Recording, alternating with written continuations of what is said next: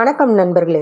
இன்றைய தலவரலாறா நம்ம பார்க்க இருக்கிறது திருவண்ணாமலை மாவட்டத்தில் அமைந்திருக்கக்கூடிய படவேடு அப்படிங்கிற ஊர்ல இருக்கக்கூட ரேணுகாம்பாள் கோவில்ல தான் பார்க்க போறோம். ரேணுகா தேவி இறைவத மகாராஜனின் மகளாக பிறந்து ஜமதக்னி முனிவரை மனம் புரிஞ்சு பரசுராமரை பெற்றெடுக்கிறாங்க. கணவரோட பூஜைக்காக கமண்டல நதியில போய் நீர் எப்பயுமே எடுத்துட்டு வருவாங்க. வானவீதியில போயிட்டு இருக்கிற கந்தர்வனோட சாயைய நீர்ல பார்த்து அவன் அழகுல மயங்கி ஆச்சரியப்பட்டதால மண்குடம் உடைஞ்சி நீர் உடம்பெல்லாம் நனைஞ்சத முனிவர் ஞான கண்ணால பார்த்துடுறார். உடனே கோபப்படுறார். மகன் பரசுராமரை கூப்பிட்டு தாயோட தலையை வெட்டிக்கிட்டு வரும்படி கூற அவனும் அந்த மாதிரியே போய் அன்னையோட தலையே கொண்டு வர்றார். இருப்பினும் பெற்ற தாயையே வெட்டிய கைய வெட்டி விடுற அப்படின்னு கூறி முனிவரும் வரம் கேள் தருகிறேன்னு பரசுராமர்கிட்ட கூறுறார். தன் தாயை உயிர்ப்பித்து கொடுங்க அப்படின்னு கேட்கிறார். முனிவர் கமண்டல நீரை மந்திரம் ஓதி தந்தார். அதை பெற்றுக்கிட்டு வெட்டிப்பட்டு கிடக்கும் தன் தாய் சடலம் அருகே போய் தவறுதலா தாயோட தலைய வேறொரு பெண்ணோட உடம்போட ஒட்ட வச்சு தண்ணீரை தெளிக்க உயிர் பெற்றுறாங்க அந்த அம்மா. இதற்கிடையில காத்த வீரிய அர்ஜுனன் முனிவரிடம் இருந்து காமதேனுவை கேட்டு தர மறுத்ததால அவரை கொன்று காமதேனுவை கவர்ந்து செல்றான். கணவர் இறந்ததால ரேணுகா தேவி உடன்கட்டை ஏறுறாங்க. அப்ப மழை பெய்ய கொப்பளங்களோட ஆடை இன்றி வேப்பலை கட்டிக்கிட்டு மகன் பரசுராமரை போய் சந்திக்கிறாங்க. பரசுராமன் கோபத்தோட போய் காத்த வீரியனை கொன்று செனத்தோட திரும்ப சத்திரிய குலம் முழுவதும் அழிக்கிறதுக்காக சபதமிடுறாராம். பின் சிவபெருமான் கிட்ட நடந்திருப்பது விதிச்செயல்னு சொல்லி சமாதானமே செய்கிறார் சிவபெருமானை. பின் ஜமதக்னி முனிவரை உயிர்த்தெழ செய்யறாங்க. அன்னை ரேணுகா தேவி சிவபெருமானிடம் வேண்டிக் கொண்டபடி சிரசு மட்டும் பிரதானமா கொண்டு இந்த பூ உலகில பூஜைக்கு கருவாய் விளங்குவதோடு உடலோட மற்ற பிரிவு முனிவரோடு சொர்க்கத்துக்கு போச்சான்.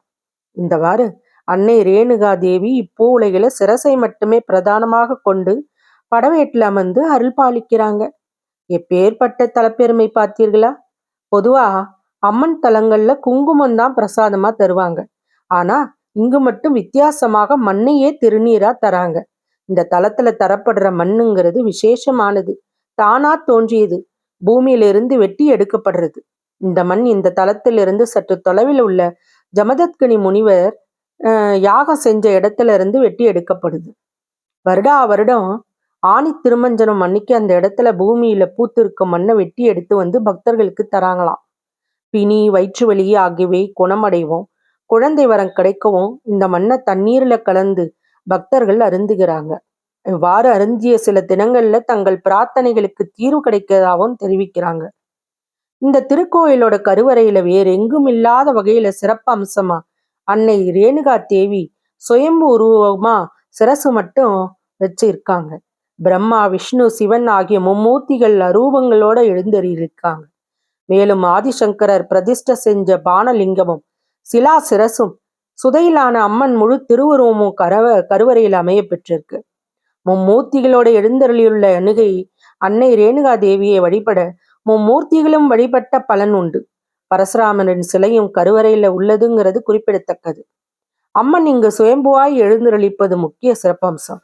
அதோடு பிரம்மா விஷ்ணுவோட சேர்ந்து சிவன் அவர்களோட மும்மூர்த்திகளையும் உட்கொண்டு வேறொரு கொண்டு உலகில சக்தியே எல்லாம் அப்படின்றது எடுத்துக்காட்டி அருள் புரிந்துவரா. ஆதிசங்கரால பிரதிஷ்ட செய்யப்பட்ட பானலிங்கமும் ஜனாகர்ஷண சக்கரமும் இங்கே அமைஞ்சிருக்கு. ஞானியர் பலர் தவம் இருந்து சித்திகள் பல பெற்றதும் இந்த திருத்தலத்துல தான். தொண்டை மண்டலத்து சக்தி தலங்கள்ல இந்த தலம் முக்கியமான ஒன்று. ஜமதக்னி முனிவருக்கும் ரேணுகாம்பாளுக்கும் பிறந்த பரசுராமர் அவதரித்த தலம் இது. இது பரசுராமர் பிறந்த கஷேத்திரம் என்பதால தான் பரசுராம கஷேத்திரம்னு இந்த தலத்துக்கு பெயர். ஸ்தானத்துல பரசுராமரின் சிலை தனியா இருக்கிறதும் குறிப்பிடத்தக்கது. இந்த கோயில் அம்மன் கோயில் என்றாலும் சுற்றுச்சுவர்கள்ல சிங்க வாகனம் இல்லை அப்படிங்கிறது குறிப்பிடத்தக்கது. அதற்கு பதிலாக இங்க பசுதான் இருக்கும். பொதுவா அம்மன் சன்னதிகளில பலிபீடம் முன்பு யாழி அல்லது சிங்கம் இருக்கும். ஆனா இங்க மட்டும் எருது இருக்கு. கணபதி முனிவர் இங்கு யாகம் செஞ்சிருக்கிறார். அவர்தான் அம்பாளின் சிறப்பை வெளிக்கொணர்ந்தவர். அழகிய சிற்பங்கள் உள்ள அற்புதமான கோயில் இது. இந்த கோவில்ல அம்மை கண்டவர்கள் இந்த தலத்துல வேண்டிக்கிறாங்க. விரதம் இருந்து இந்த தலத்துக்கு வந்து தங்கி அம்மனுக்கு சேவை செஞ்சு வந்து அதிகபட்சம் 3 அல்லது 5 நாட்களுக்குள்ள அம்மை இறங்கி விடுது. தலத்துல தரும் தீர்த்தத்தை உடல் மேல் தெளிச்சு கொள்றாங்க. வேப்பல தண்ணீரை தீர்த்தமா வாங்கி குடிச்சு விட்டு அம்மனை வணங்கி செல்றாங்க. மேலும் திருமண வரம், குழந்தை வரம் வேண்டியும் பக்தர்கள் இந்த தலத்துல வேண்டிக் கொள்றாங்க. எந்த வகை நோயானாலும் இங்கு வந்து வழிபட்டா அம்மனோட அருளால உடனே குணமடைவதாகவும் இந்த தலத்துக்கு வரும் பக்தர்கள் பரவசத்தோட கூறுகிறாங்க.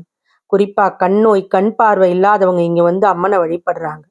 பிரார்த்தனை நிறைவேறிய உடனே நேர்த்திக்கடனா எடைக்கு எடை நாணயம் செலுத்துறாங்க. நெய் தீபம் ஏற்றுறாங்க. சிலை, கண்ணடக்கம், உருவே வகையறா மற்றும் புடவை ஆகியவற்றையும் செலுத்துறாங்க. வேப்பலையை மட்டும் உடையாக உடுத்தி கொண்டு கோயிலை வலம் வர்றாங்க. அங்க பிரதட்சணம் செய்யறாங்க. மொட்டை அடிச்சு, காது குத்தி, தொட்டில் கட்டுறது, ஆடு மாடு கோழி காணிக்கை செலுத்துறது எல்லாமே இந்த தலத்துல பக்தர்கள் செலுத்தும் முக்கியமான நேர்த்திக்கடன். முகத்தில் உள்ள மருக்கள், பருக்கள் ஆகியன நீங்குவதற்கு வெல்லம், மிளகு ஆகியவற்றையும் செலுத்துறாங்க. குழந்தை வர வேண்டுவோர் பரசுராமருக்கு தொட்டில் கட்டுறாங்க. கோடி தீபம் ஏற்றுதல் இந்த தலத்துல மிகவும் சிறப்புடையதா கருதப்படுது. மேலும் கோயிலுக்கு வரும் பக்தர்கள் தங்கள் நேர்த்திக்கடன்களாக பிரசாதம் செய்து பக்தர்களுக்கு தராங்க. இவ்வளவு சிறப்பம்சம் நிறைந்த இந்த கோவில் சக்திக்குள் அனைத்தும் அடக்கும் என்பதற்கேற்ப இங்க மூலஸ்தானத்துல இங்க இருக்கிறது. இப்பேற்பட்ட ரேணுகாம்பாள் திருக்கோவில் காலை 6:40 மணி முதல் 1 மணி வரைக்கும், மாலை 3 மணி முதல் இரவு 8:30 மணி வரைக்கும் இங்க திறந்திருக்கும். இந்த திருத்தலத்துல ஆடி மாசம் 7 வெள்ளிக்கிழமையும் மிகவும் விசேஷம். அப்போ மட்டும் 10 லட்சத்துக்கும் அதிகமான பக்தர்கள் இந்த கோயிலுக்கு வந்து அம்மனை வழிபடுறாங்க. புரட்டாசி மாசம் நவராத்திரி கொலு ஒவ்வொரு தமிழ் மாத பிறப்பின் போதும் இந்த கோயில்ல பக்தர்கள் கூட்டம் பெருமளவில் இருக்கும். மார்கழி பூஜை, தை மாதம் வெள்ளிக்கிழமை ஆகியவையெல்லாம் இந்த தலத்துல சிறப்பான விழா நாட்கள். வருடத்துல மிக முக்கியமான விசேஷ நாட்களான தமிழ், ஆங்கில புத்தாண்டு தினங்கள், தீபாவளி, பொங்கல் ஆகிய தினங்களிலும் கோயில்ல சுவாமிக்கு விசேஷ அபிஷேக ஆராதனை நடைபெறும். அப்போது கோயில்ல பெருமளவில் பக்தர்கள் கூடுவார்கள். மிகவும் சிறப்பு வாய்ந்த இந்த அருள்மிகு ரேணுகாம்பாள் திருக்கோவில் தரிசிக்காதவர்கள் தரிசனம் கிடைக்கிறதுக்கு அம்மா அருள் புரியட்டும். என்ன நண்பர்களே, இன்றைக்கு இந்த திருத்தலத்தை மிகவும் சிறப்பாக பார்த்தோம். அடுத்த வாரம் வேறொரு தலத்தோடு உங்களை சந்திக்கிறேன். பசியின் வாசிப்புகளை சப்ஸ்கிரைப் பண்ணுங்க, லைக் பண்ணுங்க, ஷேர் பண்ணுங்க, கமெண்ட்ல பதிவு பண்ணுங்க. எத்தனை பேர் இந்த கோயிலுக்கு போய் பலன் பெற்றிருக்கீங்கிறதையும் குறிப்பிடுங்க. நன்றி.